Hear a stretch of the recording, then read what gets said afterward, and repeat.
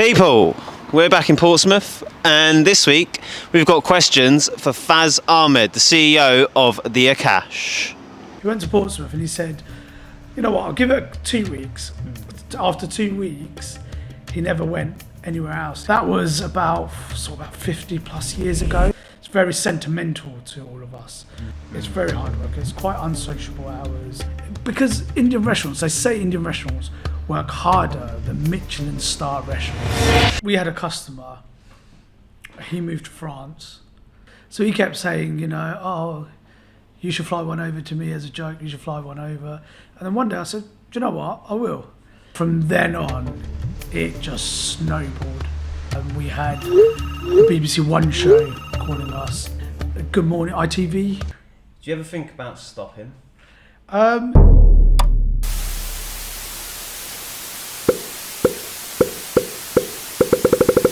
Alright, so Faz. Yes, mate. We're here. We're here. In the Akash. Yes. And yeah, man, thanks for being a guest on the show. Thanks for having me. Always good to see you. It's a pleasure. It's a pleasure. And alright, so what I like to do on this show, I like to break it down. But cool, we'll give a little introduction. So this show is all about going to people and finding out what's really going on. We highlight people in the community that are doing things. And yeah, I've known you for a few years now. We've worked together in the past, and I thought, you know what? Perfect opportunity to come in and find out the story behind it all. So, yeah, So, what I like to do is an introduction, but usually I could give you this mad introduction, all the awards that you've won, etc., etc. Yeah. But I like to throw it over to you. Okay. So I'll give a little lowdown. So we've been open for 46 years now. It's quite a long time. My father had it, and obviously we've then gone and taken over. It was, I think, about 30 seats. We're now 100, and we were 150 seats at one point, but our kitchens couldn't cope, so we're going to do something else with the third unit we have.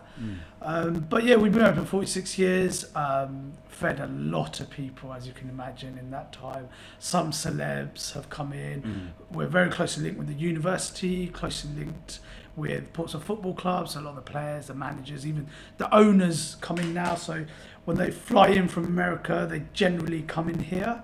So I think they just love a good old curry, which they don't get in America.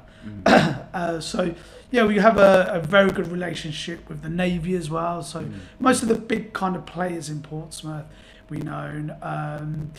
Yeah, a lot of the guys have come in. We've won kind of numerous awards recently, which we'll probably talk about more in depth later.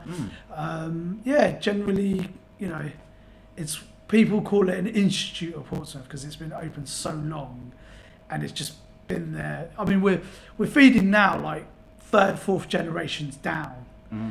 So you think, and there's people that have been coming here since we opened that are still coming in now, and there's quite a lot of customers like that. So you can imagine quite historic in Portsmouth. Most people in the city know us. A lot of the students, if they don't know us, they get to know us, and they're quite loyal, the students. So once they find a place like we like the Akash, that's like 3 years they'll of their like student life they'll be using us. So yeah, it's a bit sad because they're not here at the moment, but very, very big on students. Always been big on students. Okay. All right, so that's the intro of you. So what do you do here then? Are you the chef or? So I'm an all-rounder. As a business owner, I kind of have to do everything.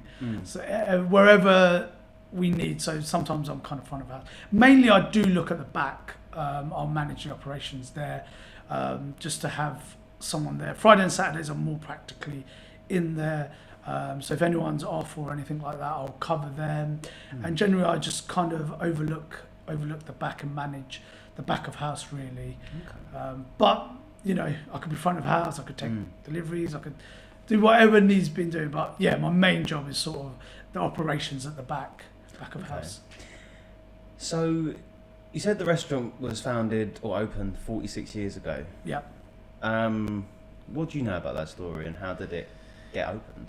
How did it get opened? So my father was quite nomadic. He came to this country when he was, I think it's about 15, 14, very young age. And he travelled to London, worked there for a little bit, Birmingham, Luton.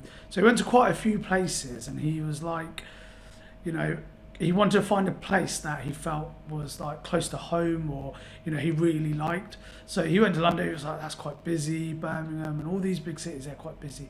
He went to Portsmouth, and he said, you know what, I'll give it 2 weeks, see how I like it. And he stayed there for after 2 weeks, he never went anywhere else. He just loved it so much.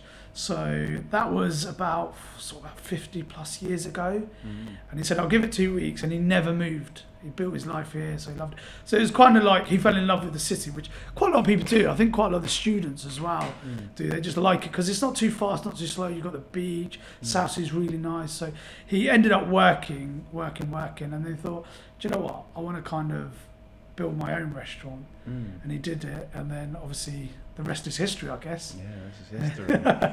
So how is it for you growing up? Your dad owns the restaurant. How was it for you as a young kid growing up and in a restaurant? Yeah, so we always had it. You know, the restaurant's 46 years old. I'm younger. A lot younger. Well, I'm younger, so it's always been part of our life. And we thought, you know, me and my brother, we both went to university and stuff, but we never went into that field. We thought, you know, we've got a business set up here. Plus, it's very sentimental to all of us. So we just took it on, but it's really hard work. It's very hard work. It's quite unsociable hours, and you need to kind of, like I say, I don't have to be there every day, but I have to be there a lot to manage the operations. And I'm kind of finding where we're getting nominated for a lot of awards, and we've won a lot of awards. So we won one recently, which you know about, which we'll probably talk about more in before. So that opens a lot more doors. So once, like the one that we won, that was on Bangladeshi national TV with millions of viewers, plus a lot of people in the UK watch it, Bangladeshi people. Then my phone was going off. We want to enter you in this one, we want to enter you in that one. So a lot of them are based in London. So you've got like, I think we touched on this just before we went. We were recording, like I left 2 p.m. and I came back 1 a.m. because it was a live show and stuff like that. So a lot of them are in bigger cities. So you've got them in Birmingham, London, Manchester. So, you know, they're travelling, going out there, doing whatever, and then come back. It does take it out of you. So, you know, you're at the restaurant and you're doing that on the side, day-to-day running. You're in there in some evenings. So it's very, very full on. And I find that quite hard to balance that with work and family life. And generally, like, you know, we're talking about maintaining healthy well-being and stuff. So you're trying to balance all this, and it can be really difficult. Really, really difficult. I can imagine. So what kind of age are we talking there? You started working in the restaurant? So I started working when I was about 15, 14. Yeah, so when I was in school, college, uni, all the way through, I worked part-time. So I've known the business really long. And then after sort of last year of university, you know, that was the path we were going to go down. We're a lot more hands-on in terms of the running, day-to-day running and the operations and stuff like that, which we didn't really know much about because we were just working. So yeah, I just kind of did it then. And then because there was such a big chef shortage, if you're ever an Indian chef, you'll never be short of a job because there's just such a big chef shortage. So I thought I'll do 1 day a week, see how, you know, I want to learn it. And then 1 day turned into 2, turned into 3, and then it was like, I'm in there full time now, like, because such a shortage now. And is there? What do you think about that? Yeah, there's up and down the country. So it's a very difficult trade. It's not that the demand isn't there, like you've got your customers there. The Brits love curry. You know, it's the #1 dish, overtaken fish and chips and overtaken thing. It contributes probably about now, a few years ago, it used to contribute 5.5 billion to the UK economy. So now that's probably about 6-7 million it contributes. It employs well over 100,000 people. So it's huge for the economy. But what's happened is there's skill shortage. Front of house, you can kind of get somebody in and within about a week, you know, you can train them up. But the chef job is very skilled. It takes years to master. It took me years to kind of learn and master. So you can't just get anybody in within 1-2 weeks. Now, you haven't got that influx of homegrown chefs coming in, like myself. That's very rare because people don't kind of want to do that. They want to be like 9 to 5 or more that sort of kind of, you know, easy, relaxed kind of job, you know, have good quality family life. And when you're working nights, that kind of, you don't have that. So you haven't got that homegrown coming in talent anymore. You used to be able to, well, you can still sponsor people coming in from India or from Dubai or Bangladesh or wherever. That now is very tough for small businesses. So business like, because you've got to pay them quite high. Business like ours can't really do that. So that you're stuck on that. If you're a big chain or, you know, you've got a few restaurants, you can afford to do that. That's fine. But the ones like us who have got one, whatever, it's very difficult to actually do that. So there's a very shortage on that, which then doesn't stimulate the growth. You know, if you think, if it was a bit easier for us to get chefs, we can all open like multiple restaurants. But, you know, paying them that much, it's a lot of money, a lot of paperwork, a lot of things to do. So yeah, there's quite a few, yeah. So it kind of, I won Creative Chef of the Year nationally. So I was number one. So I because it was like a Bangladeshi channel, it's not our target market, it went all around the world. I kind of sang the praises of Pompey because I thought, do you know what I mean? I'm going to kind of do what I can for Pompey. But it was, the guys that were there, they were more Indian, Bangladeshi, there's all sorts of chefs. They're great chefs. But I don't think majority of them weren't probably born here, so I can articulate myself a bit better. You know, I spoke better, obviously we had to do this and that. So I think, you know, that really helped as well. There was a couple of homegrown lads, so it wasn't, I'm not trying to put myself down, but it was very different. You know, I was up against some really, really good restaurants, and to come number one UK, I couldn't really believe it actually. Yeah, so congrats. Yeah. Oh, thank you very much. Yeah. Nice. So I thought. And do you enjoy being a chef? I do. It's very physical, very hard. It's not a job you could do probably in a busy restaurant like ours after sort of 45, 50, you know, because it physically takes a lot out of you. Really? Yeah. So I say about the last year, I've stepped back a lot from the actual serving and, you know, because it's very difficult. Because Indian restaurants, they say Indian restaurants work harder than Michelin star restaurants because everything is made fresh. There's most of the things are made from the basic ingredient. It's not like, you know, like some of the pubs or the chains and that you have, it's made centrally, then it's kind of like frozen or whatever, then it's delivered in and then they just kind of decorate it. And, you know, I'm not putting down these guys, but here the workload is so much, you know, everything's made from the basic ingredient. Even the onions, the potatoes, the garlic, they are peeled on site here. You think how much work that involves, you know. So like I said, even like last night I was talking to you, it wasn't that busy, but we're preparing for the weekend. The kitchen are non-stop, and most days they're non-stop prepping, cleaning, you know. They're just, even if we have 0 customers in that day, the front of house, they're a bit more relaxed. But the back of house, there's work. I'll find them work, you know. So it's very full on. It's very constant. There's just never nothing to do. Fair enough. And okay, so we've gone through uni. What did you do at uni? I did a photography degree. Really? Did you want to become a photographer? So I was actually a photographer as well. Yeah. So I did freelancing, and I did this as well. And then the last sort of, I think, 10 years, it was just a bit too much, kind of handling 2 things. So I kind of knocked the photography on the head, but I still do it here a lot. So all the graphic designing, video editing, stuff like, some of the stuff I do outsource, but if I want something quick done, you know, I do it here. So that kind of going to uni, learning that, I would never say it was a waste of time or because I didn't go into that field. You can always bring it into whatever field you go into. So, you know, social media is obviously really big. So getting content out and things like that. So I handle some of that as well. So, you know, you asked me what I do. That's another thing on the list the marketing and the media and stuff like that. So I think when you've got a small business and you are kind of, you know, my brother as well, you've got to know a bit of everything. And you've got to I've learned a lot as I've gone along. But, you know, you've got to know, especially being a small business, you've got to know a bit of everything. Yeah. You know, so I do the front of house, the cooking, the marketing, the media, all the interviews that we do, and you know, we get guys to write our press releases and stuff like that. So, you know, that is a very kind of wide skill based. You never stop learning. I'm still learning. You're still learning. You never stop. Word. I mean, on that then, cool. You did a degree that's actually benefited you. Yes.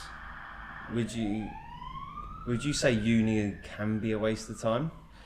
I wouldn't say so. I think what now, obviously I went quite a few years ago and paid less.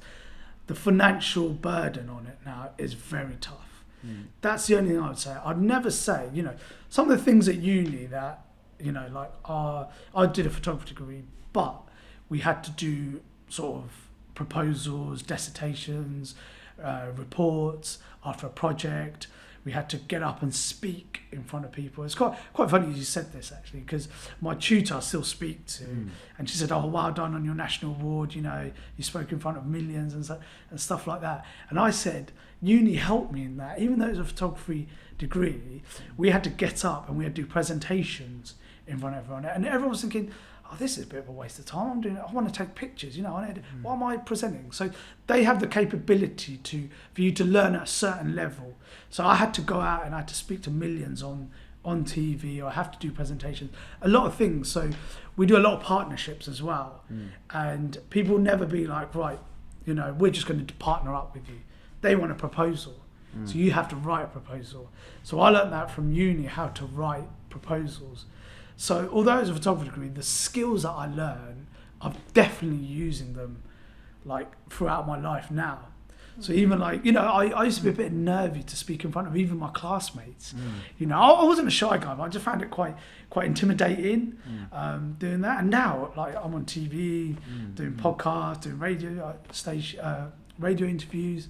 So I've got a BBC one on Monday, 250,000 listeners all around the south. So obviously we flew a curry, that's quite big, so we've got a lot of media attention, and yeah, I'd say it definitely isn't, but I can understand why people would not opt to it because of the financial burden. So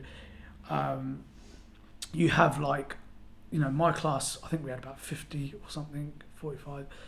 Majority of them aren't photographers because the money isn't there or the jobs aren't there. Because it's, you know, a very high saturated industry, so they're doing other stuff. So if you then took on that financial burden, I know you have to earn a certain amount, and then you don't get a job in that industry, or you don't get you know it's quite hard. Understandable. So cool. Come out of uni, got your degree. Yeah. Working in the restaurant full time, along with your brother. So I see you do all these things, right? You do all these things in the community. So what was the first thing that you did in the community when you graduated and when you went full time? Because obviously you went curry by air, but what was the first? The first thing I would say was very heavily linked with Portsmouth Football Club. We always have been. So we wanted to raise some money we'd never done anything sort of like that. We wanted to raise some money for a Bangladeshi hospital, children's hospital. So it was in very quite dire state. We wanted to and then we thought, how can we do this? You know, how can we use our resources, our powers, whatever? So we've got the restaurant.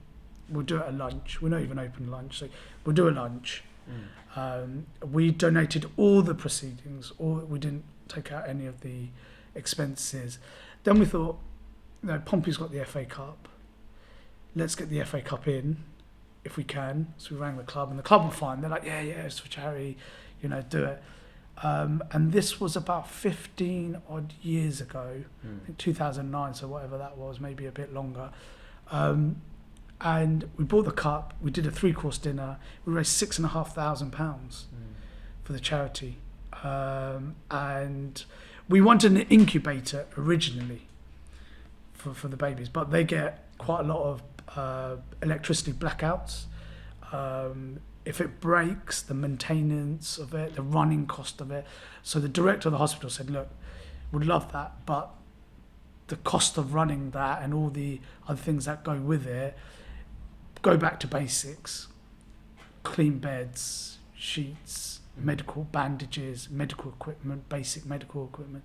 So they got that. And then from that, we thought, we've got the restaurant, we can do things like this very easy and raise a lot of money.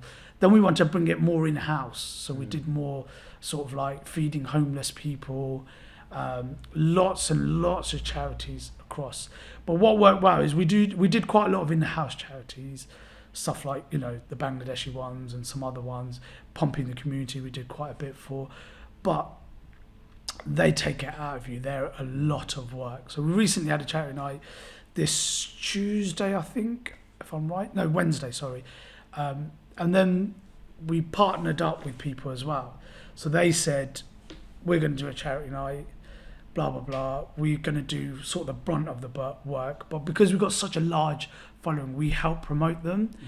And we know a lot of businesses, so we'll get raffle prizes. So we'll do what we can, and they take on half the load. And that works out better for us rather than us taking on the full load. Okay. I'm not getting any younger, so, you know, I learned like event organising as well, you know, part of the skill set as well. But, you know, it's just so much work. So, you know, when people approach us to do charity nights, we're like, right, we will help you, but, you know, let's share the work, and then that works out a lot easier for us. I just want to touch on that as well. You say there's a lot of work, and I've heard it a few times now, right? Yeah. Do you ever think about stopping? Every day, I think. Yeah, it's hard. You know, it's you know, the sky's the limit when you've got your own business. You can do little and the basic and get through. You can be ambitious like kind of we are and be like, right, we want to take it to the next level, national awards, international awards, whatever, enter these awards. And it just never stops. So it's like, although the last few months I did have a bit of a break and done sort of my basic amount of work in the kitchen, I just felt like I had to just kind of stop, get myself recharge.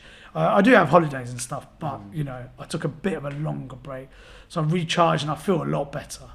You know, I took a couple of days out, done a few staycations and stuff, and you need that. You need to recharge, come back fresh. And you know, obviously we won that award, and I've done quite a lot of media interviews, so I'm like ready to go now and try and do more and more.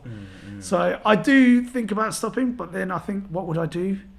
You know, what would I do? I'm not one of them guys who just kind of sit down and just kind of can, you know, I go on holiday and stuff, but I could sit on the beach for like the first couple of days, and then I just need to do things like, you know, go for a run or do some water sports or whatever, you know. So yeah, I don't think I would, you know, I have too much passion. You know, there's nothing wrong with taking a break, but could you stop permanently? I don't think I could. Fair enough. Okay, on that, to balance your time out, what do you do as stress relievers?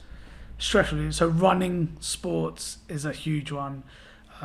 Keeping myself sort of the well-being, I think. I did neglect that for quite a lot, so I got after university, got very into like business and, you know, little sleep, poor diet, no exercise, just waking up, working, and it's easy to fall into that, especially initially.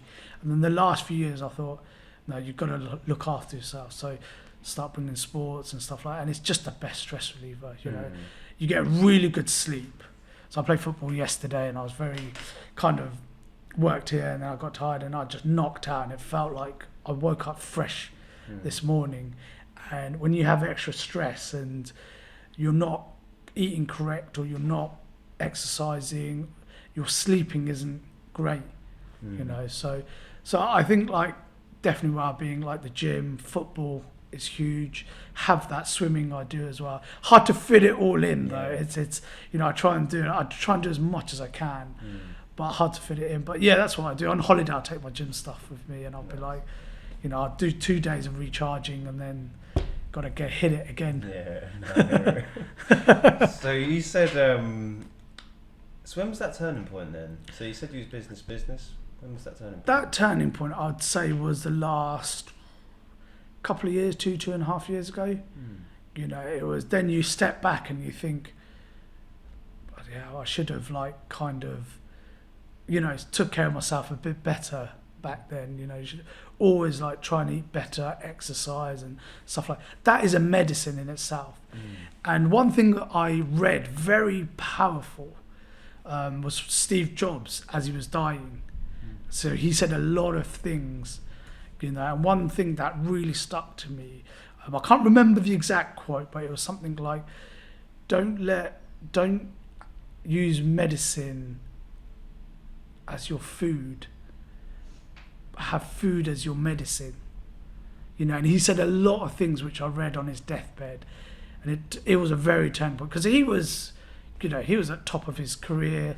He was, you know, Apple's biggest company in the world, huge amounts, but, you know, he then got cancer, and very much, you know, pretty much 18 months or whatever it was, 2 years, and it was all gone.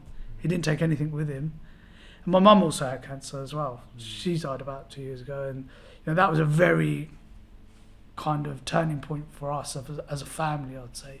Initially, we used to be open later, the restaurant started closing early, and generally just, you know, that gives you that more time. So yeah, a lot of things, a few factors, but that was certainly one of it.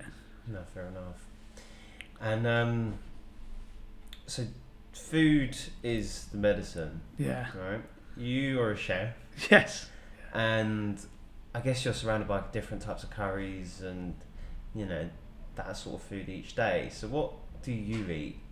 What do I eat? Yeah, so yeah, I have a curry probably about once a week, to be honest, because I've seen a lot of it. I've had a lot of it, and as a Bangladeshi, a lot of events we go to were served it anyway. So what I do is I've started to put like a healthy section on the menu and thought emphasize that. So a lot of curry houses, they do have healthy stuff, but it's not sectioned, it's not clear. So people don't know it unless they've looked into it. So I just basically put it on, and it's worked quite well for us. You know, a lot of people are more conscious now of what they eat and what they put in their body. So we didn't really necessarily have to add much to it, but we just rearranged it on the menu. So someone who's a bit conscious thinks, I feel a bit guilty having a curry. They got a healthy section, let's go for it. And there is a lot of very good stuff. Chicken tikka, tandoori chicken, mixed grill, extremely high in protein, grilled kind of meat.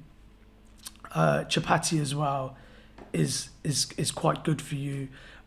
Dal, very high in protein. So there are lots of stuff. So I started rearranging it. So what I've started to do is I start to have sort of dal, taka dal, which is quite high in protein, a very small amount of rice to not have too much carbs, or I order in sort of like, you know, avocados. I tend to have vegetables, so Indian vegetables that are Indian spiced, but no sauce with it. So it'd be very dry with the onions, a little bit of rice, or my wife or I we cook at home and I bring it into the restaurant. So I actually bring in food, sort of like chicken wings and things like that, because I generally just think, you know, I've seen this food so many times, but then again, it is very difficult. It's very quick, very easy. So I can see why people turn to that takeaway kind of thing, because it's you know, you've had a hard, long day. Last thing you want to do is cook for like 2 hours or whatever. So, you know, it is quite easy in the restaurant, but I try and go in healthy. And sometimes though, you just kind of like yesterday, I was just like, I just need a good old naan bread just to whet my appetite. So I had like a cheese, garlic, chili naan bread. Nice. But I tend to stay away from the curry, like the sauces and stuff like that. Okay. Anything like that. I sort of have the dried chicken, the breads and stuff like that. So you stay away from the curries, Yes. and you sort of stick to dry food. You bring food Yeah. in. Fair enough. It's still Indian food. Like you've got the spices and stuff, but I do have it. Just a lot kind of less of it. You said you got a healthy section on your menu. Would you say Indian food in general is healthy, or not so It much? can be.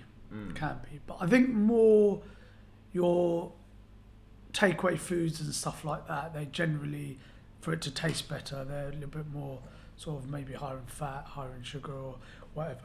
As we know, that kind of stuff makes things a lot more tastier. So yeah, I mean it's but you know, if you keep it within moderation, or if you're burning you know, you're very active and stuff, you'll be okay. So we all need to spoil ourselves every now and then. Yeah. Okay, so cool. We touched a little bit on the things you do in the community. Yeah. I've seen online, I've seen around that you've done Curry by Air. Yes. Now let's talk me through that story. How did that come to be, and what is Curry by Air? Yeah, so this is about 5 years ago, and we still get asked about it a lot, as you've done. So we had a customer. He moved to France. This was his first curry house he came to. I think he was about 5 or something. And he loves it. He loves hot curries, really hot, hotter than I can handle. So that tells you how hot it is. And then he moved to France. He was in the aviation business, so for some reason he moved to France, and he kept coming back and saying, "Oh, you know, I'm just fed up with these curry houses in France. French people can't handle hot food." I'd say in there, look, make it really, really hot, blow my head off, put as much as you can, you know, blah, blah, blah. And he said it'll come out like a madras, like a little bit hot, which is doing nothing for him.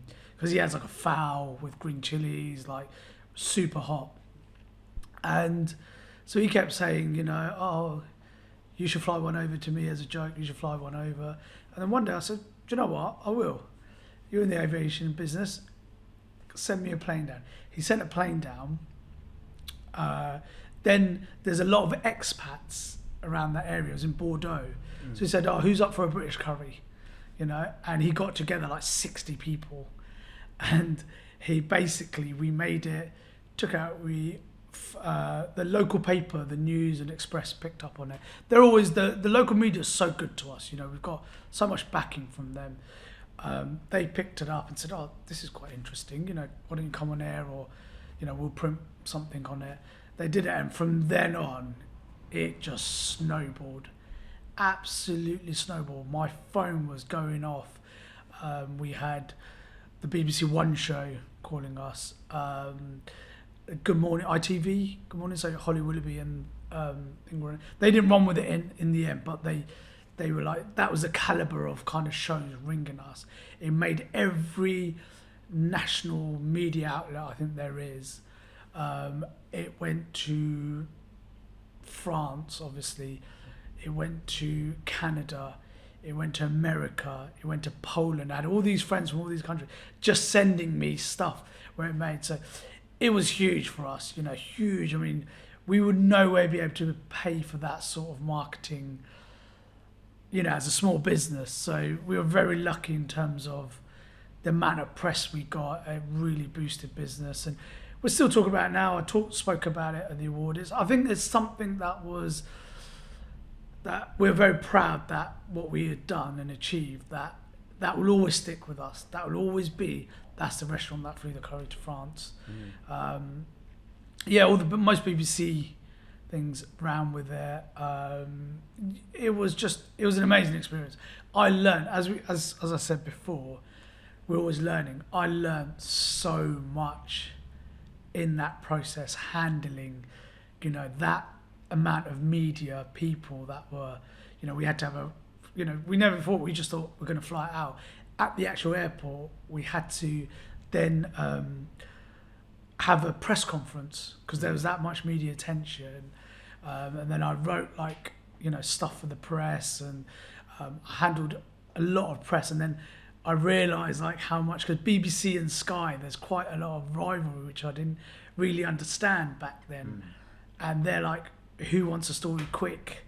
You know, BBC were asking me, "Oh yeah, just give it to us." Sky was saying, "Give it to us." You know, there was a lot. You know, I never handled something that big, so I learned a huge amount, definitely from that experience. And I think it was definitely great to learn that kind of things. Even things like in the aviation. So we had, even to the point,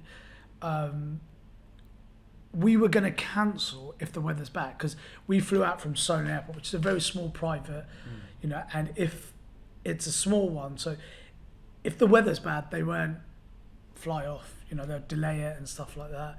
Then I spoke with James, who had the carry out. I said, look, we've got huge media attention. We cannot cancel. We have to fly you this carry out, whatever. He said, okay.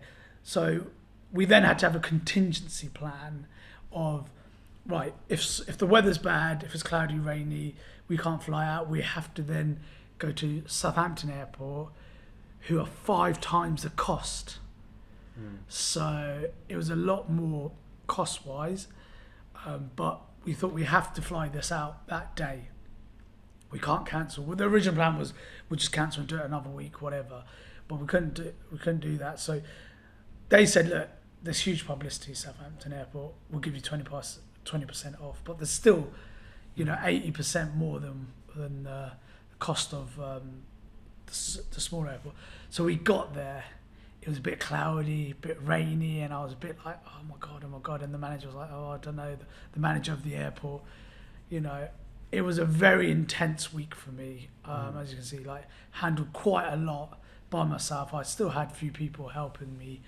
But yeah, it was quite intense. We managed to fly out, We got there.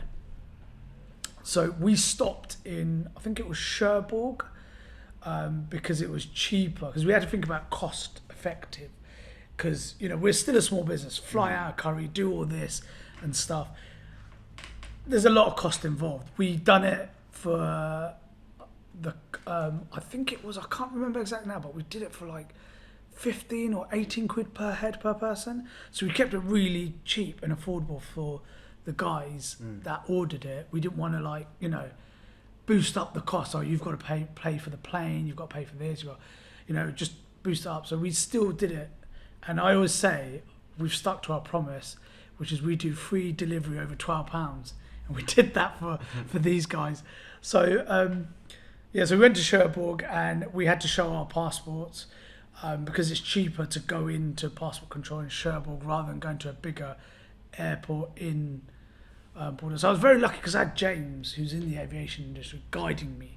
Otherwise, I would not know any of this. I'm a restaurant owner. I don't know the aviation industry. So I learned, like I said, a lot. And then so we went there and the customs guy, there's 2 police officers, and they looked quite funnily at me. And I think I never thought I had a lot of food on the plane. So we used a TBM 700, which is quite a fuel efficient one, and it doubled up as a flying lesson. Okay. So we saved costs there. Plus, it was better for the environment. They got to do flying lessons anyway.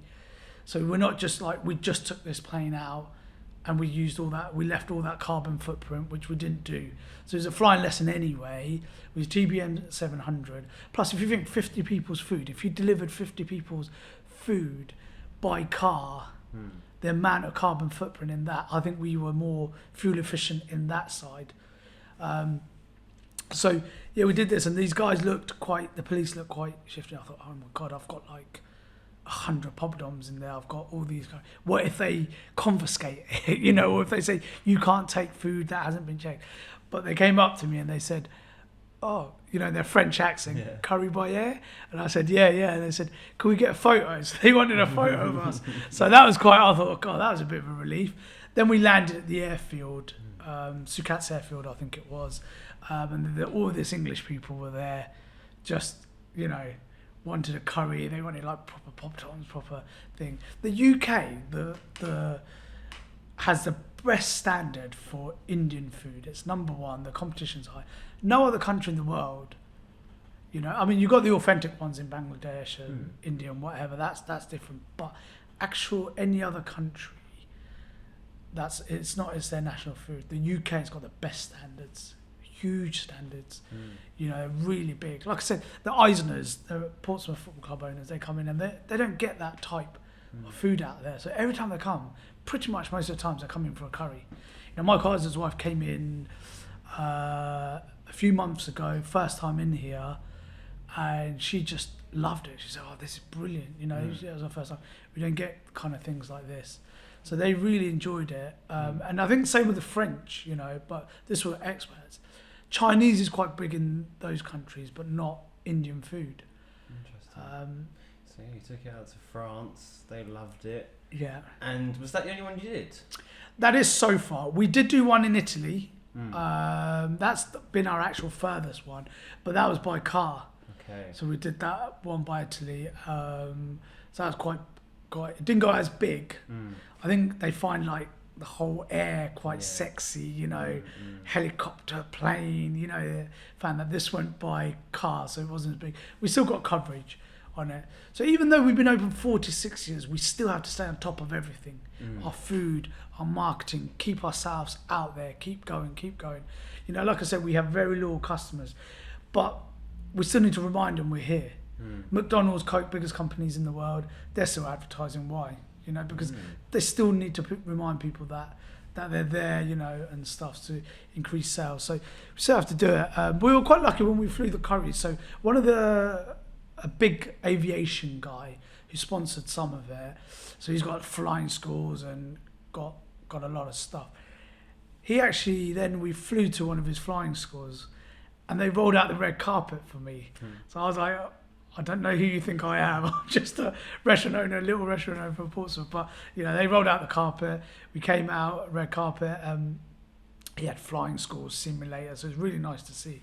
So I think, you know, it took a long time to kind of plan that. And I would like to do another one. But it's just, again, like going through that whole process again. I think I'm very much more experienced in that, so it'd be probably a lot easier, but still a lot of work. You know, it is a lot of work on top of everything else. And like I said, sky's the limit. How far do you go? How long's a piece of string? Do you work 8 hours a day? Do you work 7 hours a day? Do you push yourself to 20 hours, 18, 17? You know. Okay. I mean, you said there you always want to remind the customers that you're here.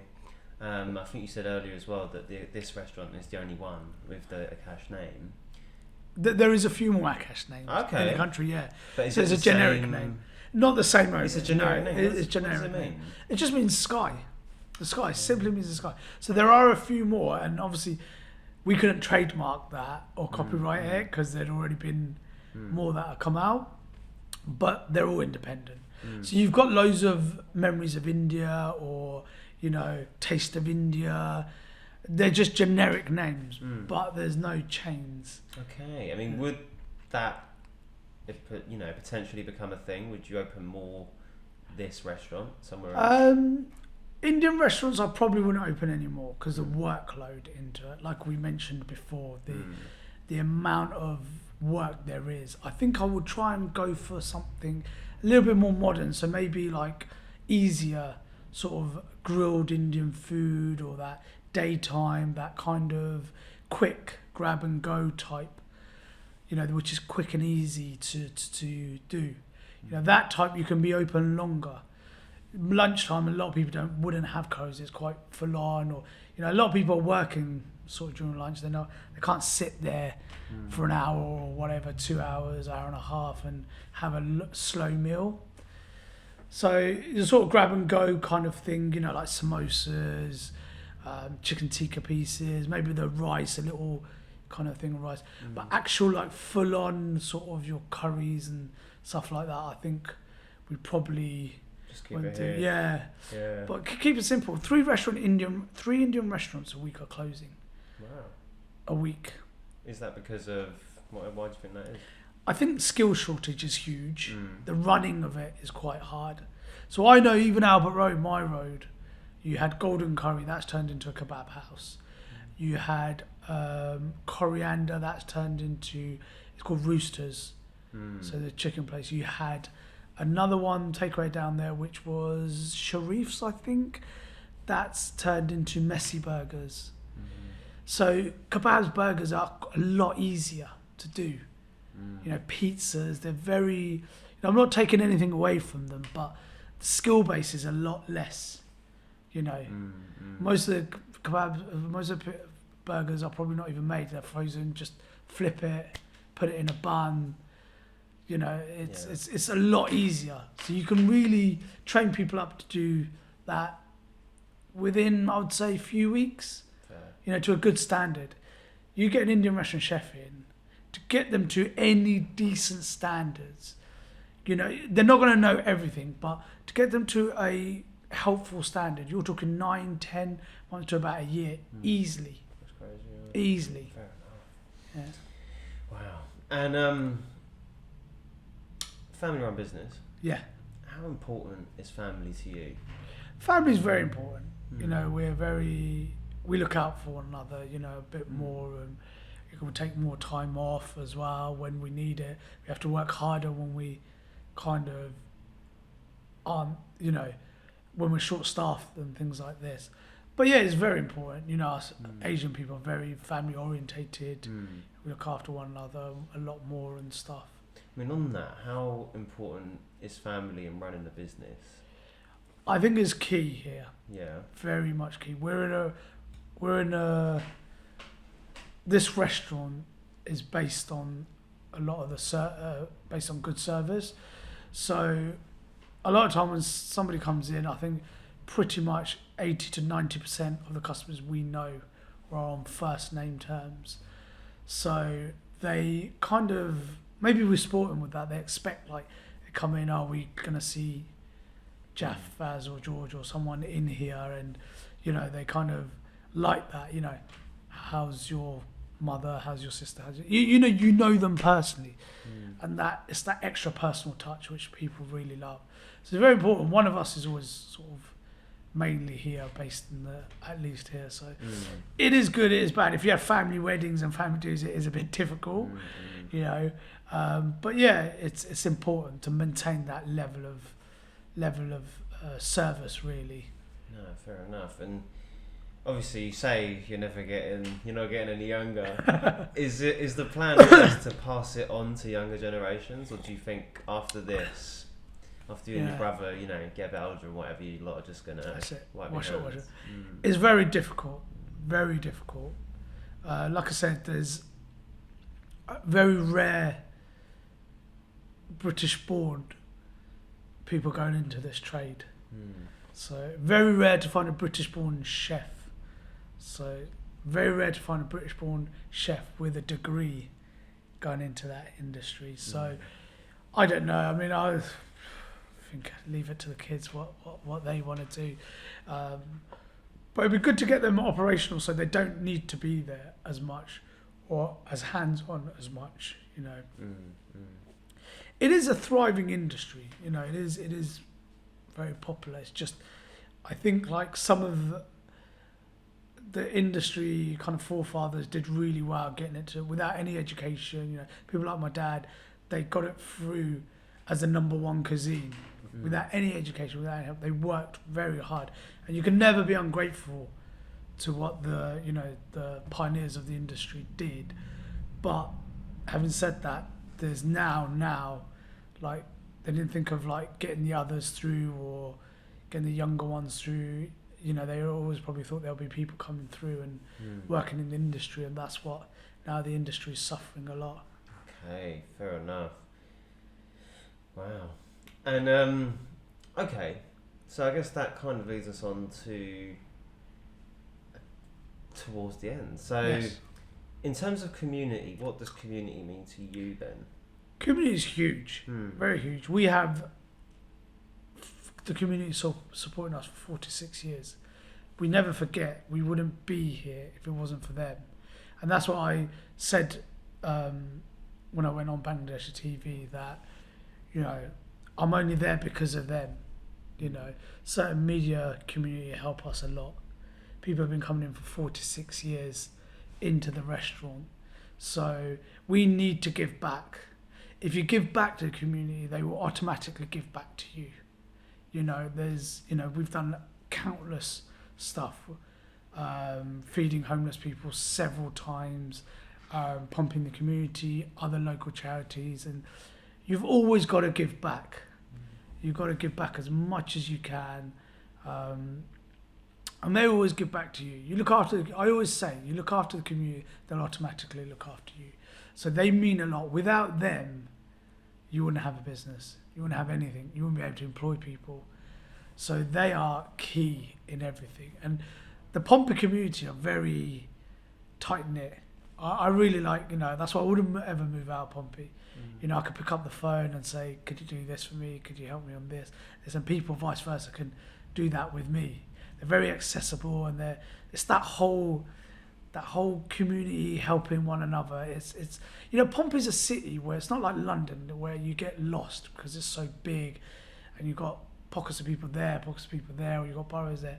This is very tight-knit community. Everybody helps everybody. If someone rings me today and says, can you help me, I need some this and that, or I'm doing, the university's got my thing, the Navy, the football club, they know they're a phone call from me helping them in whatever they need. And I hope it's vice versa with them as well. So you've got that really like friendly feeling, and I don't think you get that anywhere else in the country. I might be a bit biased, obviously, people, but I don't think you can. The level of support we get, even the Bangladeshi TV, I've sent them like where it's been covered, how the community reacted on Facebook and all our social media. They're really proud of us because we represented our city, and we will never ever shy away from representing our city. It gave my dad his home all these years. We've survived on the business here. So why would we would never shy away from that. We'll always, whatever platform we have, the Pompey community will always, shout about. We'll never stop that. Nice. Okay, that leads us into our final bit then. So where can we find you and what are we expecting next? Okay, so yeah, I've been asked this question a lot over the last few weeks. We're obviously on Albert Road, the Akash South Sea is very close to the King's Theatre. You can find us obviously on any social media, we're pretty much on it. What's next is a very good question. My head tells me something and my body tells me something else. So I think my head's like, yeah, go for this, go for that, just do this, go for that. And my body thinks, you're not 25, 30 anymore, you can't keep doing this. So I think, what's in the pipeline? So a lot of awards have approached us now since winning. And they've seen like how the Pompey community is towards us, and I've been approached by a lot of awards now to kind of enter, to do cook-offs, to do this. So I think on a personal level, I'll probably go on that journey, a little bit more representing. I mean, these are national, internationals kind of awards. They're going out to big, wider markets. So I'm unofficially want to be Portsmouth's ambassador and shout about them. I think I want to give back to our city, give back to our community. So probably go down that route a lot more, I think. There are other things. And again, it's like, how much can you do? There are other things I really want to do, and I'm hoping I can get some, but they're bigger, harder, longer projects. So it's like trying to get that done. So yeah, watch your space, what I can do. But I think certainly we should be nominated for a lot more awards. Should be going up for more awards. And representing my city, that's my mission. All right. Well, thank you. Thank you. And it's been a pleasure today, man. It's been a pleasure catching up with you, mate. It's been a long time. It's been a good catch up, and I look forward to seeing what's going to happen next. Good. And yeah, man. Thank you. Good. You're invited for a curry. Thanks, Gil. All right. So part 2 of the show. What we do is we go out into the public and we ask questions. I don't know, we ask random questions, but then we do it we do it to get your reaction, and we then have a discussion based on that. So, yeah, this one was like, we just thought we'd asked it, and then we get your views on it, being a chef, being a business owner. Okay. So here we go.